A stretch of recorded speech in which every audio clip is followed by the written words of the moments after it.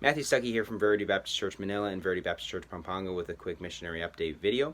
And we had 62 salvations this past week, and it's pretty good results. On Wednesday, we were rained out. We were not able to go soul winning at all.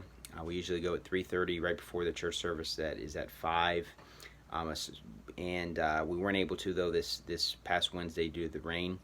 And on Saturdays, though, we found a good area to go into Manila to preach the gospel.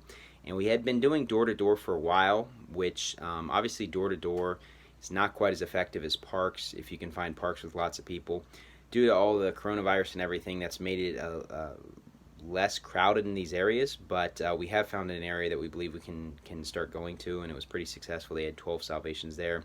Then in Pampanga, we also had 12 or 13 salvations. I can't remember off the top of my head, but it was pretty exciting because we went to an area, and we're trying to knock every door.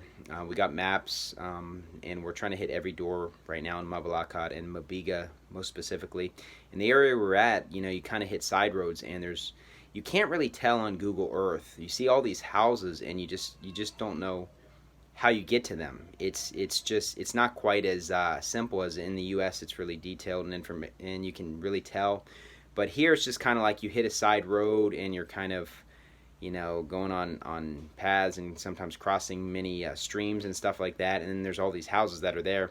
So it's really hard to kind of map out. And so we kind of went there and talked to a lot of people that, are not necessarily around the main rest of the people all the time and everything. So it's kind of a bit of a challenge. So hitting every door in the Philippines is difficult. It's difficult to get to every door and to find every door. There's also a lot of restrictions with homeowners associations and things such as that, so it makes it hard to get into certain areas. So by request, we try to get into certain areas, but we're not always able to. And so, but anyways, pretty good. We had 62 overall salvations. We hit double-digit salvations and had double-digit soul winners again in Pampanga, so things are going great there. So, if you're near the Pampanga area on Saturdays, come check us out. You can message me. I'll let you know the exact location and everything like that.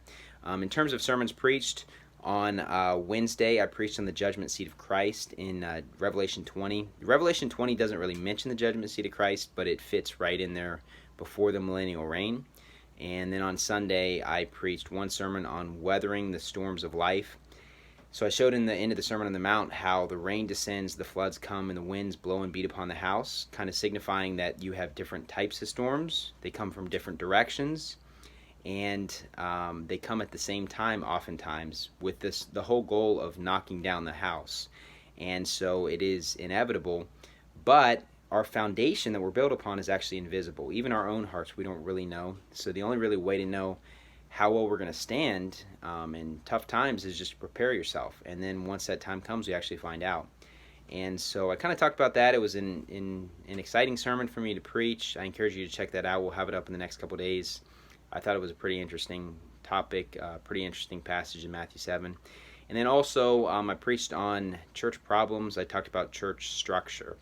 And so I just kind of talked about, as a church plant, it's a little bit different than if we were fully independent.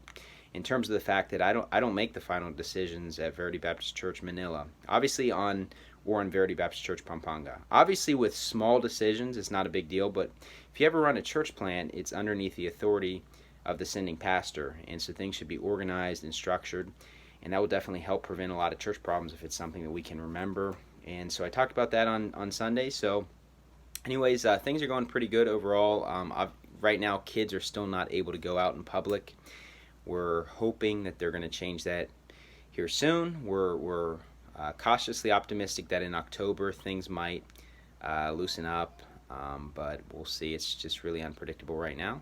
So just continue to pray for our ministry, and thank you, and God bless.